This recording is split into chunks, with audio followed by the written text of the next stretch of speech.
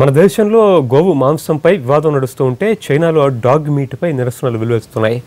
అన్ని రకాల జంతువులు చైనా ఫుడ్ మెన్యూలో ఉన్నప్పటికీ కుక్క మాంసం పేరెత్తే మటుకు జంతు ప్రేమికులు ప్రత్యేకించి భగ్గుమంటున్నారు.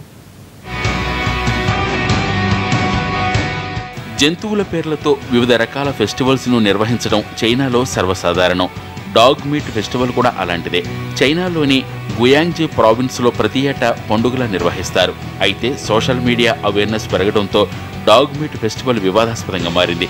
వేలాది శునకాలను చంపి ఉత్సవాలు నిర్వహించడాన్ని జంతు ప్రేమికులు తీవ్రంగా వ్యతిరేకిస్తున్నారు.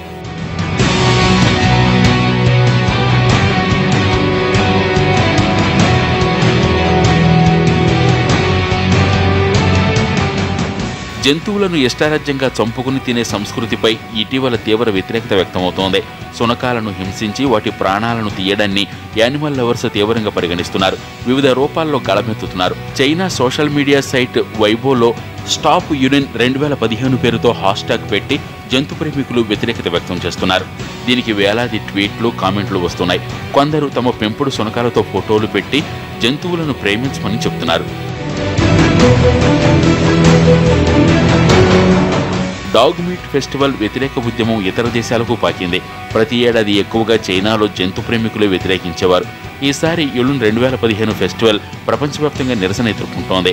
అమెరికాకు చెందిన సంస్థ ఈ ఫెస్టివల్కు వ్యతిరేకంగా 2 లక్షల మంది నుంచి సంతకాలు సేకరించింది.